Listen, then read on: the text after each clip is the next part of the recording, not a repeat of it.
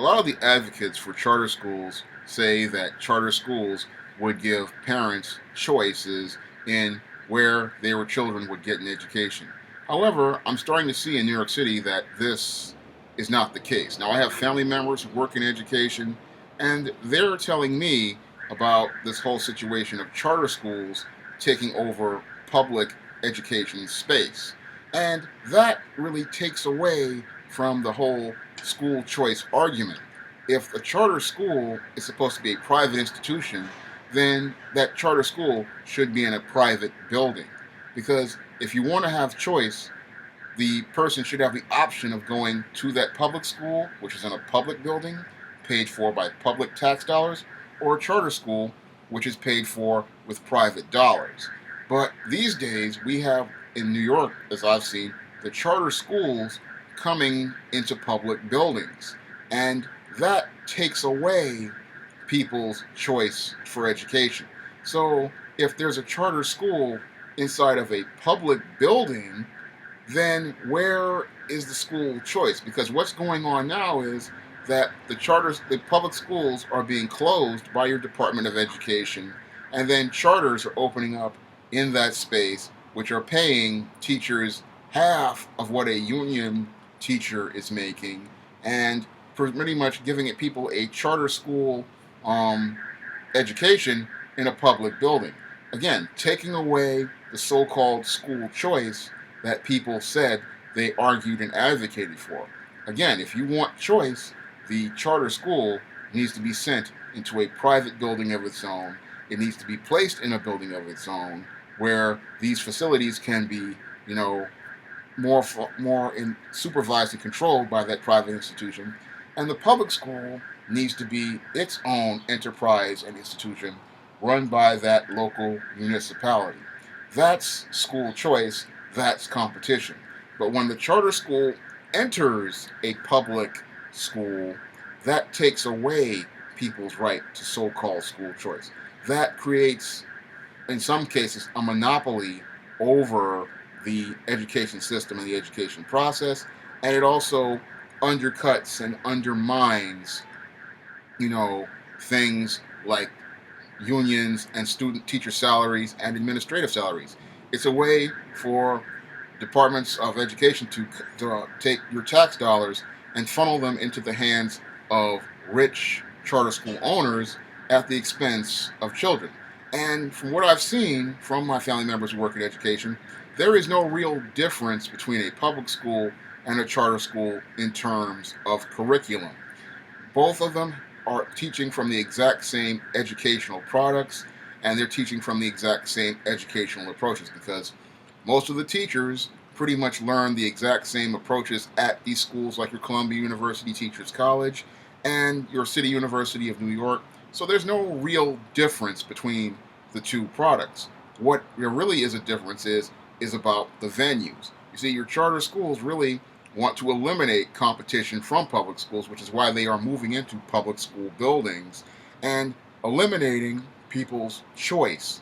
And this is being done at the expense of the taxpayer. The taxpayer, instead of these municipal funds being held accountable to municipal people, this money is now being sent to rich people, who get this money. Because for every student, you get, I believe, between $7,000 to $8,000 per student who goes to a public school in tax dollars. That's what you get per year. And if the charter schools get that money, is being spent without a real record of accountability. In the public schools, when that money is spent, there is a record of accountability. Every item is itemized, every expense is itemized, there's a budget, and all of this is on record. But we really don't know what's going to be going on with these charter schools, and we don't know what they're doing, in these public school buildings and these public schools that have been closed. Because what they do in these public schools is that what they do is they close the public school, and then they bring in a bunch of charters under different names. And what they do with the charters is they chop it up into 4, 5 different schools, and they'll tell you that your kid's getting a quality education that's supposed to be better than the previous public school, which was just one big unit, when in actuality, they're getting the exact same education because, again, just like I said previously, you're getting the exact same educational products, you're getting the exact same teachers, and the exact same curriculum being presented to them. The same curriculum that they present in the public schools is the exact same curriculum they present in the charter schools. The same publishers produce the same books, like your Rigby's and your other publishers. Because I've gone to the Columbia University Teachers College bookstore, and these same products are sold that are sold in that bookstore are sold to these public schools. And if you look at a catalog like a Lakeshore, you're going to see, again, the exact same products being sold.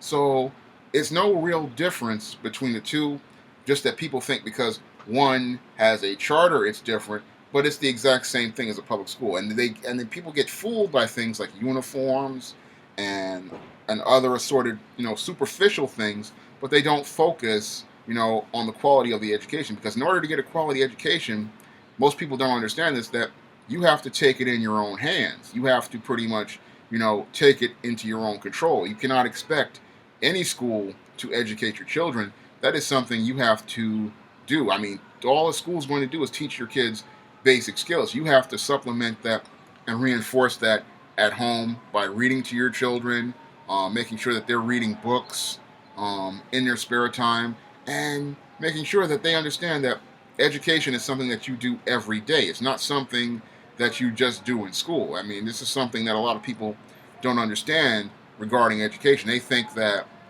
education is just we teachers at the school that are leading to your kids failing. No, it's you not taking your education seriously and taking it into your own hands and really taking control of it. Because I look at our education system, and it has actually gotten worse over the last 15, 20 years instead of better.